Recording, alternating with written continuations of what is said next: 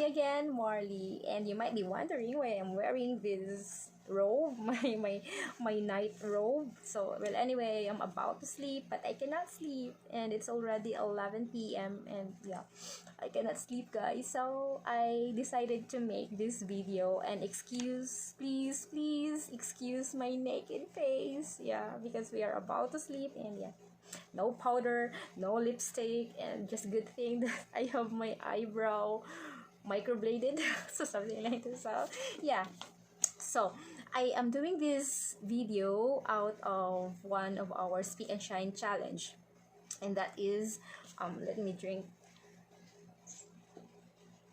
That is the to tell you a book that I have read that have somewhat brought change to my life. And yeah, and actually I decided also to gonna post this video later without doing any editing and cutting. I want to post a raw video for you. So yeah. So this book is Better Than Before by Gretchen Rubin. So this book is all about mastering the habits of our everyday lives. Interesting, right? So yeah, before I'm gonna tell you what change this book has brought to my life, is that I'm gonna tell you first my impression of this book. So I found this book very realistic in this because Gretchen made use of the character that are real, her friends, her family, and herself also. So all of the motivational stories, all of the situational stories that are inside in this book are an experience from real people. So yeah, this is a very good book and an interesting one. And another thing is that this is very factual because all of the theories that Gretchen Rubin has imparted in this book is a result or a finding of a research from other people, and actually her own research of Gretchen Rubin. So that's what make this book also a very good read one. Yeah. So yeah, and there are so many life-changing insights in this book. So that's why this book have brought change to my life. Okay, so to start with, so that we could really be in the same boat while talking about habit. So habit anyway, it's already part of our system as human. Yeah, and actually a habit is a term generally defined as behavior that's recurrent. It is cued by a specific context, often happens conscious intent, and is required through frequent repetition. So if we habit is an action that is recurrent, that we keep on doing repeatedly. So that is habit. And there are two kinds of habits that we have in our lives. That is good habits and bad habits. And I hope you have a lot of good habits than the bad ones. All right. So what I have learned, or what change this book has brought me, is that I become less I become less procrastinate. Before, I always procrastinate. I always put off all things that I supposed to do now to tomorrow. So I am like that. But after reading this book, I stopped being one. So if I got a chance to really do the work right now, I'm gonna do it. I will never procrastinate it anymore. And another thing is that I tend to get out from bed the moment I awaken already from the night sleeps. Before it's my bad habit to really soak myself on the bed after. Sorry, my throat.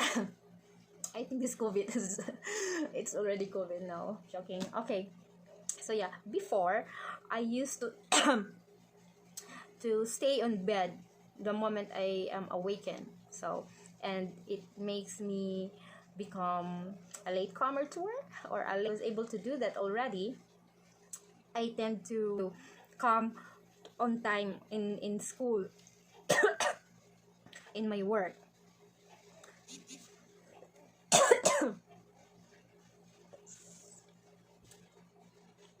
So yeah, I was able to come on time to work, and yeah, and I minimize my coming late to work.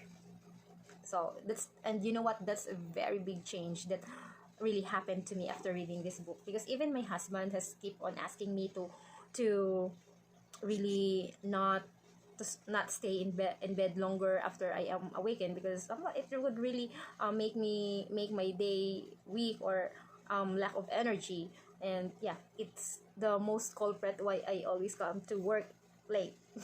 So, but well, anyway, thanks to Gretchen Robbins in writing this book, that habit somewhat changed. Yeah, and okay, so that is the change that had happened to me after reading this book.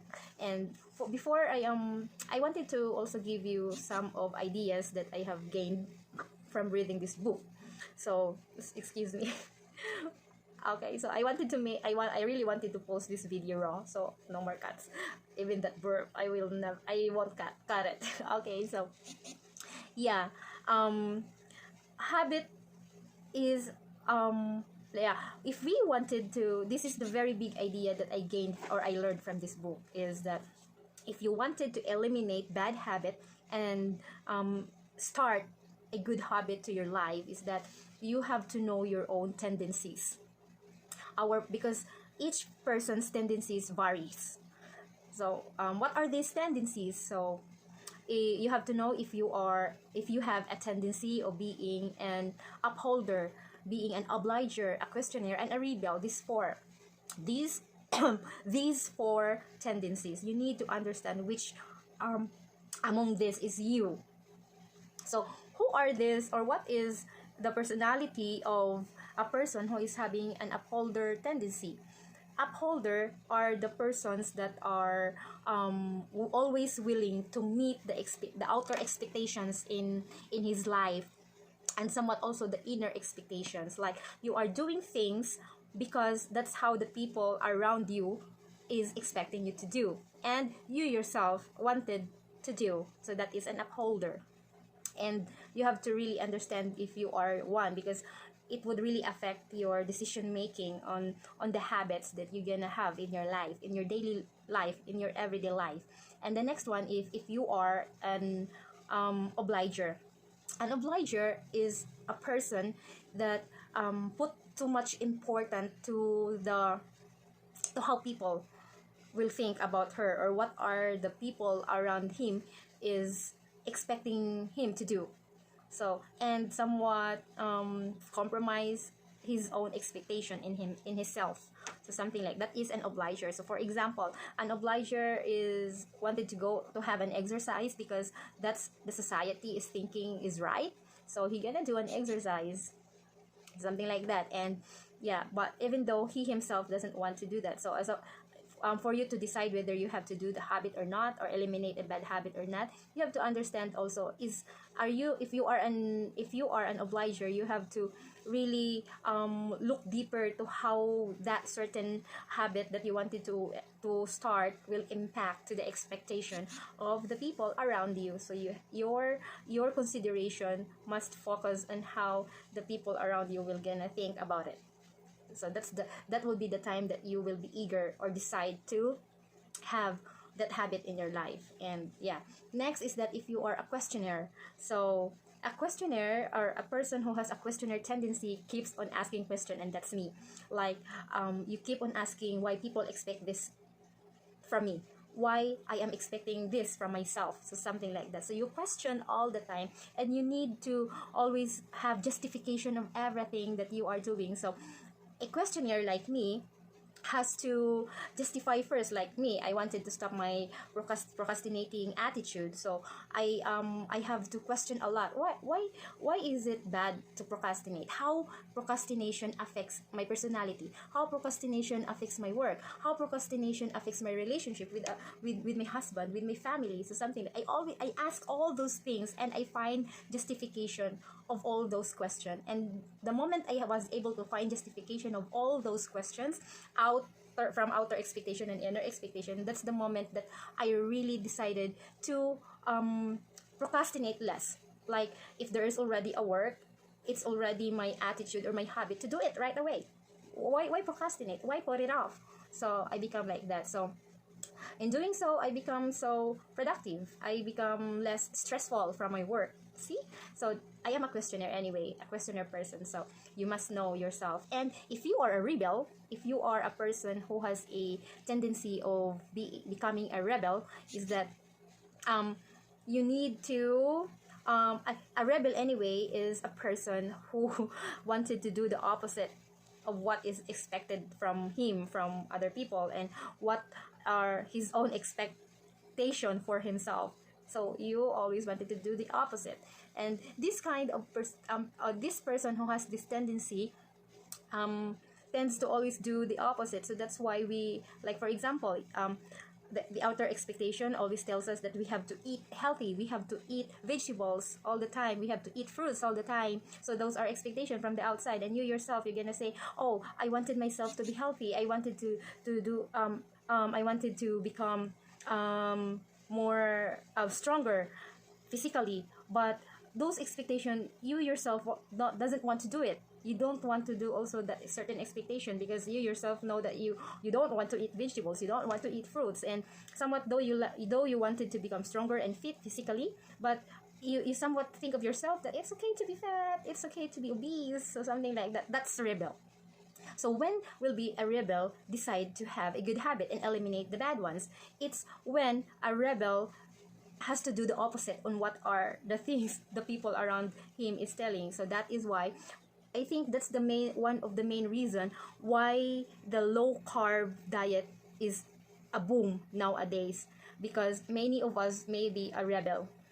Do you know a low carb diet that, like, we could eat many lechon that we wanted to eat, as many as fried chicken we wanted to eat, as many as billy, how do you call it, lechon billy we wanted to eat. So those foods are most of our cravings, those foods are most of our comfort foods. So but the low carb diet is telling us it's okay to do that. So it's the complete opposite to what are the people around you. And actually, there is a science of it that it's very effective and healthy too. So as a rebel, you are doing that one. You are to do that one.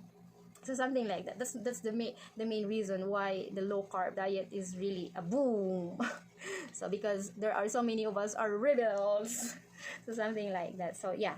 So that's how mastering the habits of our lives really work. You have to understand your own tendency so that you will be successfully implement or start a good habit and eliminate those bad habits in your life. And when could we tell that a certain action is already a habit? That's when you decide less. Like, it becomes automatic. Like me, when I wake up, automatic, I'm gonna go up. I go to bathroom, I'm gonna work something. Or when there's a work, I will not decide so hard anymore. It's automatic that I have to do it, not to put it off in the next day. Okay, so that's a geeko. Have you heard that? I have a geeko pet here. Anyway, I'm joking. So it's just there. So yes, that's it. And yeah, I repeat that habit is you could treat an action a habit if you are doing it without any deciding to do it. It becomes automatic. It's just like brushing our teeth. We don't have to decide whether we're gonna brush our teeth or not, right? But we're real aware that we are doing the thing. So that's it. And before I'm gonna stop or end this video, I just wanted to tell you that habit, according to Gretchen, habit is an invisible architecture of our life. It's there. We just don't see it. If you have bad habits, so think of what kind of life you are. And if you have good habits, therefore, you have a good life. The architecture, the form, the design of your life is also good. So decide whether you're going to eliminate this bad habit and have good ones, and be a master of it. Do not let habits be your master. Be a master of your own habits. So that's all. So it's me again, Marley, and good night. So I think I can sleep now. Bye. Well, anyway, yeah. Look as good as the day I met you. why I left you. I was